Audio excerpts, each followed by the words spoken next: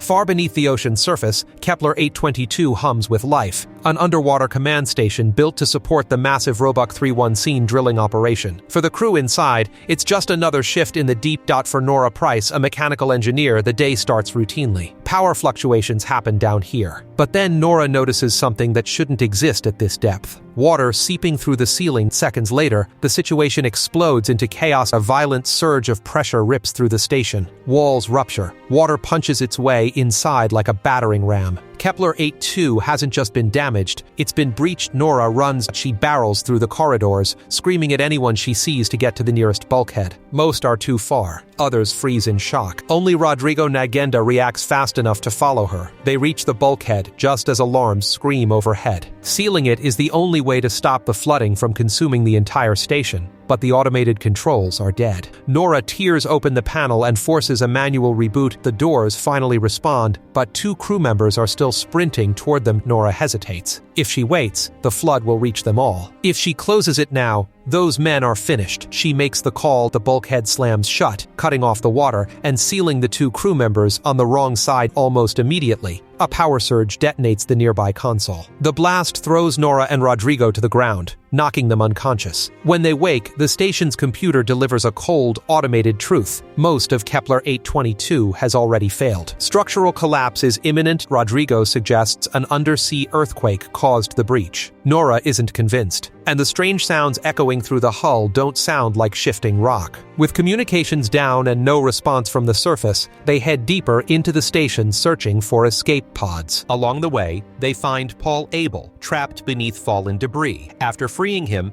Norah leads them through a narrow maintenance route, barely wide enough to crawl through. Inside, they pass the body of a crew member who didn't make it. Eventually, they reach the pod bay. It's empty. Every evacuation pod has already launched. The only person left is Captain Lucian. Norah works to free a jammed access door, while Lucian sends Paul and Rodrigo to inspect the station's submersibles, their last possible escape option. Moments later, the report comes back grim. The submersibles are destroyed. With options disappearing fast, Lucian sends Norah to the control room. There, she meets Emily Haversham, a marine biologist, and Liam Smith, an engineer, and Emily's partner. Emily delivers devastating news. The station's systems are overloaded with energy and have nowhere to vent it.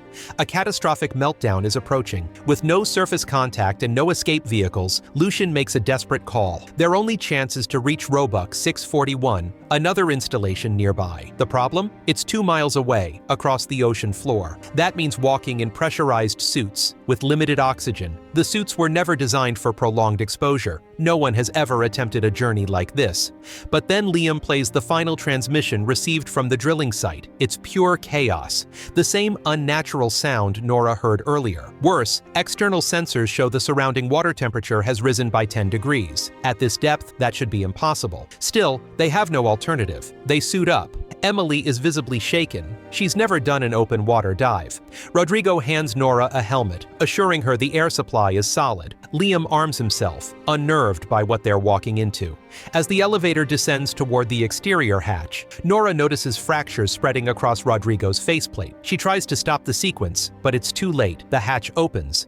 Pressure slams into them. Rodrigo's helmet collapses instantly, killing him before anyone can react. There's no time to mourn. The station is dying. They push forward, descending via cargo lift. Norah realizes Rodrigo knew his helmet was compromised and gave her the only safe one.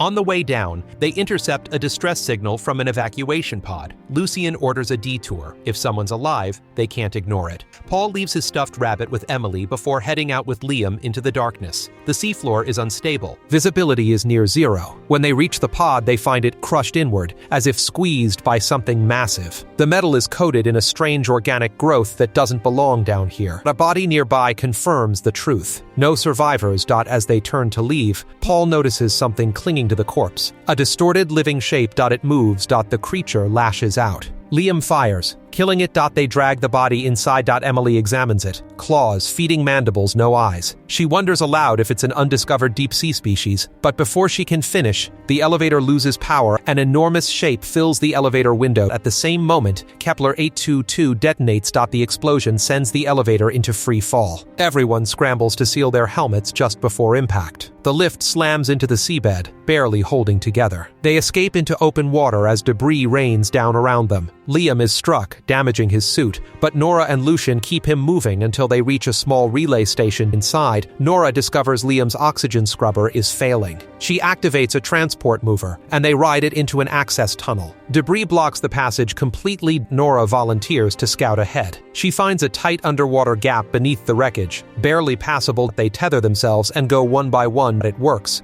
Until Paul freezes. He says something is behind him. They pull him through, but as soon as he removes his helmet, the tether yanks violently. Paul hands back his stuffed rabbit, reseals his helmet, and braces himself. The creature drags him away, killing him before anyone can help. The survivors reach a communications room. Lucian tries the surface again. Still nothing. Through the window, Liam stares at the destroyed drilling rig. Unable to comprehend how something that massive was torn apart, Emily doesn't hesitate. She believes they went too deep, disturbed something ancient, and paid the price. Norah agrees. Cracks spread across the glass. They have to move. Liam's suit continues to fail. He begs them to leave him behind. They refuse, supporting him physically as they continue across the seafloor. A massive creature begins circling them. They cut their lights, but it doesn't help. The creature attacks, grabbing Liam and dragging him toward a nearby cave. They follow. Lucian pulls Liam free, but returns for the dropped weapon. The creature ambushes him, hauling him deeper. Because Norah is still tethered to him, she's dragged in too. With no time left, Lucian disconnects Norah's tether. She floats upward.